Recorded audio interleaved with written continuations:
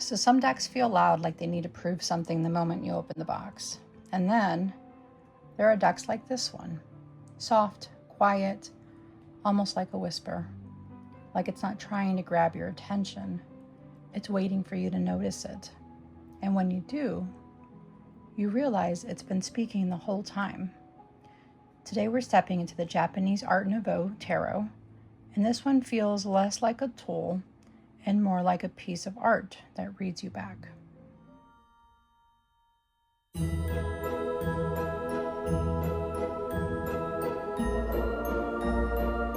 Hello, my beautiful souls, and welcome back to Essence of the Moon. If you're new here, my name is Selena, and this is a space where we explore tarot, oracle, spiritual books, the occult, Santa Muerte, voices from the liminal, behind the moon. There's a lot going on in this channel, guys. But today we're stepping into something a little bit more delicate, more intentional, something that doesn't rush you. It invites you. This is the Japanese Art Nouveau Tarot by Marga, Biazzi, and Debora Mayfair. And it was kindly sent to me by Llewellyn for my honest review.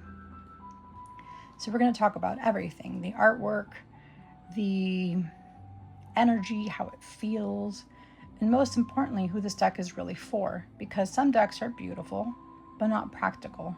Some decks are practical, but don't really move with you. This one, I have a feeling it might sit somewhere in between, in that space where art and intuition meet. So grab something cozy and let's settle in together. Okay, guys, this is a 2-part box. Again, this does come from Llewellyn. It is a Lo Scarabeo deck. Isn't that beautiful, guys? I mean, look at the sides of this. I love that Hermit card automatically. That's a Hermit card. Isn't that pretty? So it's a really nice, sturdy 2-part box.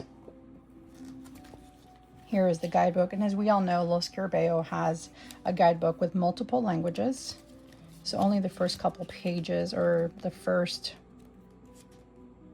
42 pages, is in English.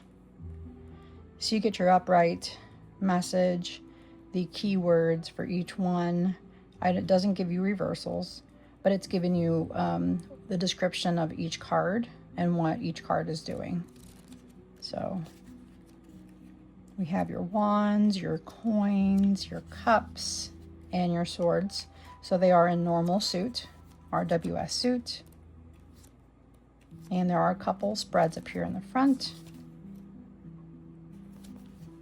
So it's a Kintsugi spread. Sometimes it is right to celebrate breaking points. They show a painful period in which you could have shattered. So your pain, how to take care of it, and how to coat it with gold. And the Kintsugi, if y'all noticed, it's a type of art, and it's like when you break a dish and you don't want to get rid of it because it's still beautiful.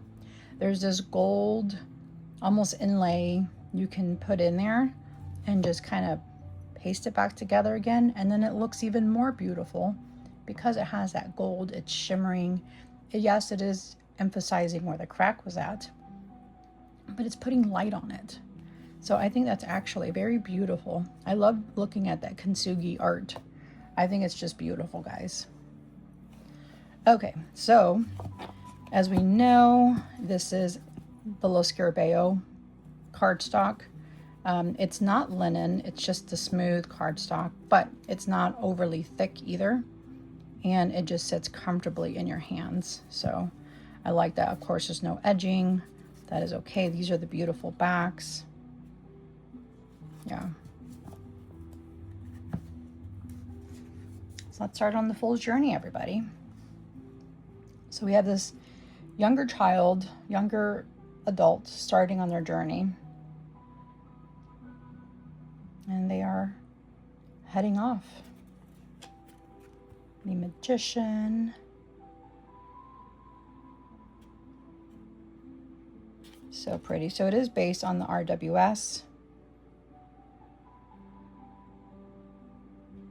That's beautiful.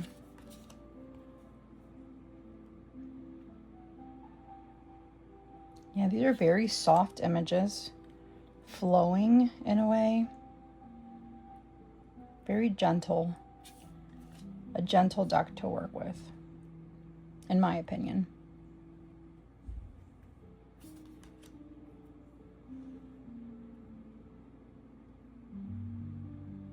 And look at this beautiful Chariot. I saw that earlier and I was like, wow, I love this Chariot. The strength is beautiful too. Here we saw the Hermit on the box, and I love a good Hermit card, guys. And that is no exception.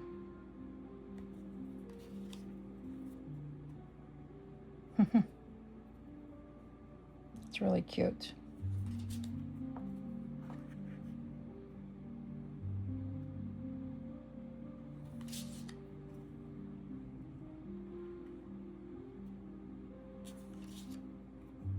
And that Death card. So it's zoomed in like you would normally see on the Death card. You still see the same elements, like the sun behind it, but it's definitely a little bit more zoomed in to the writer. And I like that it gives you a different, almost a different viewpoint than the regular RWS with those cards. For example, there's another deck, and it kind of gives you the viewpoint of you standing in that position, like you are that person. You are looking at them. You are looking from their viewpoint. He's on a wooden horsey.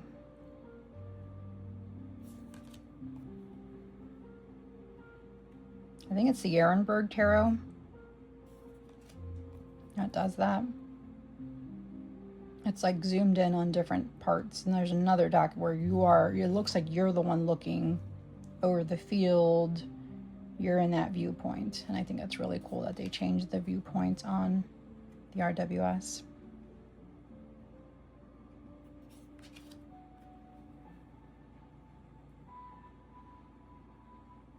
I like these cards.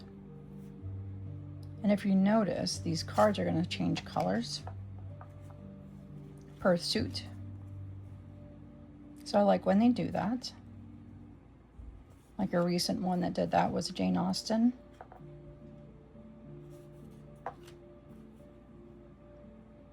It changed colors just enough to show the different suit. It also goes with a different season, different time of day.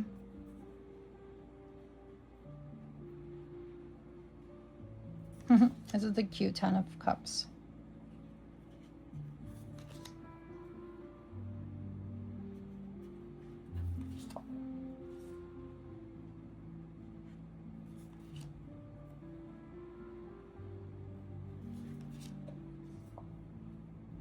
Yeah, that's pretty.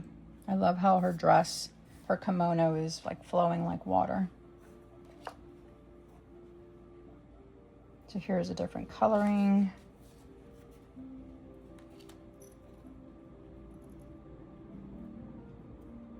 I like the shoes, the Japanese shoes.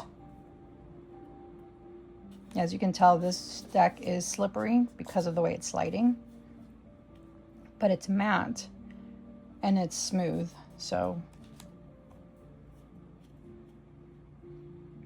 it's not glossy, not uberly glossy. It's just enough.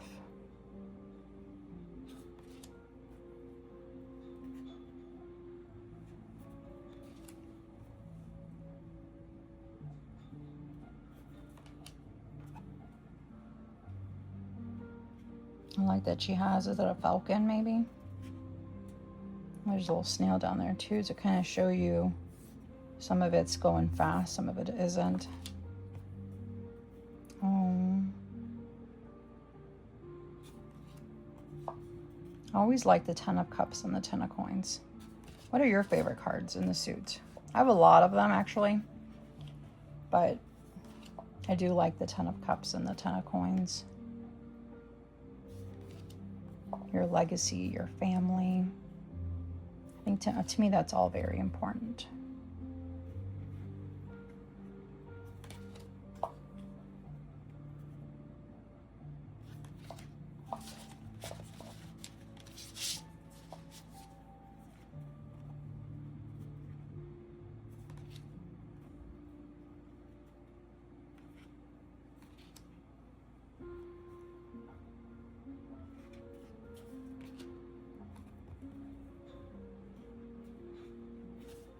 Yeah, I like this.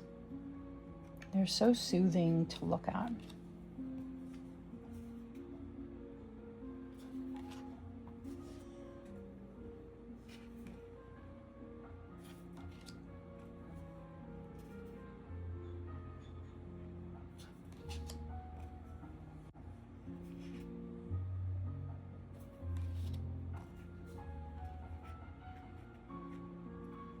I love the clothing that they have on.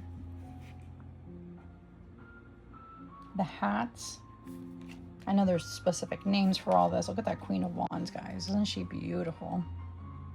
Wow.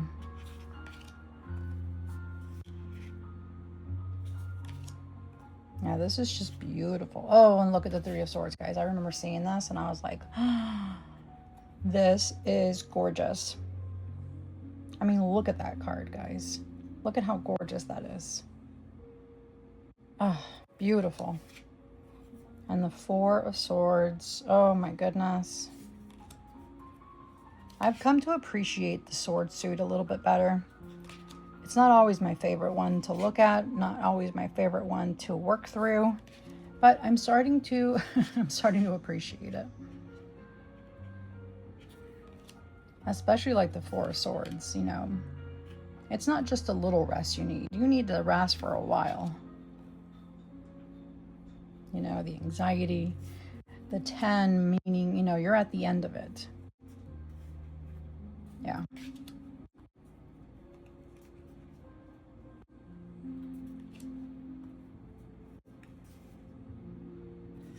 And then, of course, her fierceness. I love it. There's always a butterfly there. So pretty, guys. So pretty. Yeah, I mean, that fans out enough.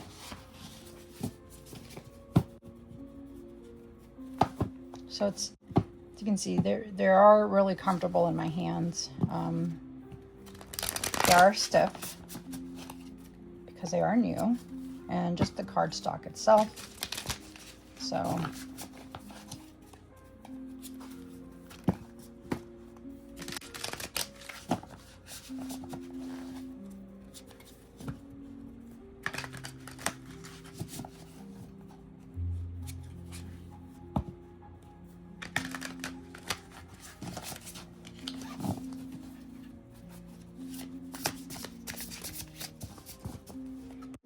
okay, let's pull out that spread.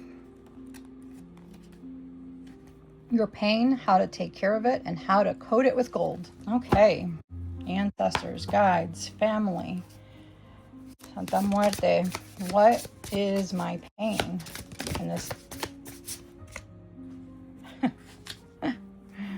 Of course.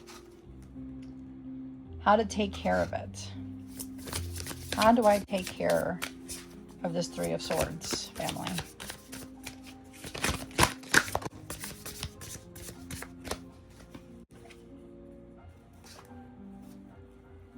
With the Moon.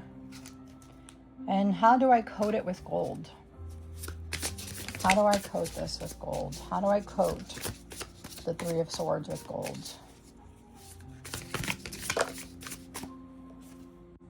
With the Fool. Wow. Okay, so my pain. Three of Swords. This looks like it's raw. Definitely heart-centered truth. Grief. Emotional wounds that didn't just pass through me, they stayed.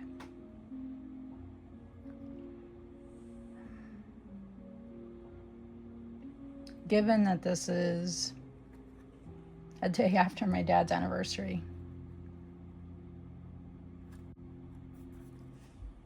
this is carrying unprocessed and lingering grief.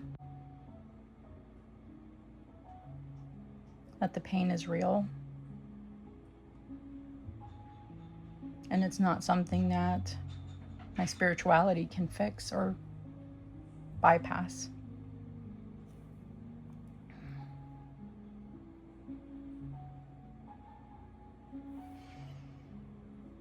this is the kind of pain that creates my empathy, emotional intelligence, depth. That's what this kind of pain creates in someone.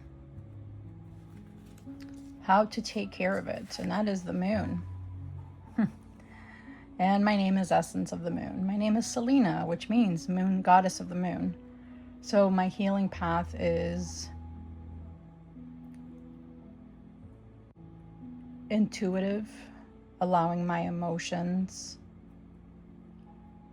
without needing to have something clarify it, you know, just allowing those emotions to be. Letting myself feel without any type of judgment on my behalf. This is definitely shadow work. But it's the softer kind. It's the moon. I feel like she's asking me to trust myself. Let healing be like the phases of the moon in a cycle. And the confusion part that comes with it is also part of that healing process. And that I can't heal by escaping that pain. I have to walk with it, sit with it, and then try and listen to it when it decides to speak to me.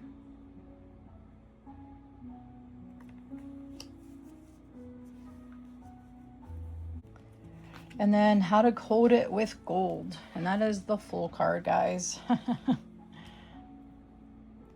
This is where the journey begins. This is where your transformation begins. My gold moment, per se, comes from starting over, letting myself experience joy without guilt,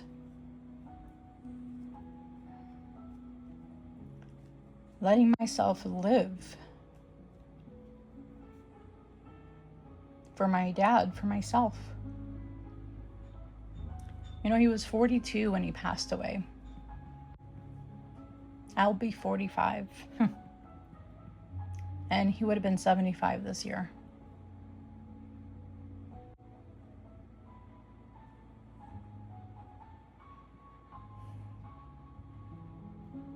So the Fool is letting me know that I am allowed to begin again. I'm allowed to feel excitement again. And I'm not meant to stay in this. That's the transforming part of it. The processing, the spirituality, finding light again. Because you see the moon and you see the sun. And here it looks like it could be raining. So after the rain clouds, after the storm, give yourself that moment to deal with it. But then once the day starts again, start fresh. I feel like this pain was never meant to break me. It was meant to open me, who I was back then. I know I shared with a couple people in the community, but I was 11 years old when this happened. In 1992, that number equals 22, and that was 33 years ago. So 11, 22, 33. Master numbers, angel numbers. So this deck feels like something you grow into, like the more time you spend with it, the more it's going to reveal. Not loudly, not all at once, but in layers, in moments of truth. In those quiet moments also of like the realization that the kind that sneaks up on you. And those are always the decks that stay with me. I would love to know if this is a deck that speaks to you, that could speak to you. Or do you prefer something a little bit more bold, a little more direct? Let's talk about it in the comments below, guys. And if you enjoyed spending this time together, don't forget to like, subscribe, join the little corner of the internet where we explore the magic that lives in the in-between. And as always, may your path be guided by intuition, protected by spirit, and illuminated by the moon. Until next time, my beautiful souls, I'm Essence of the Moon, reminding you that magic is always closer than it seems.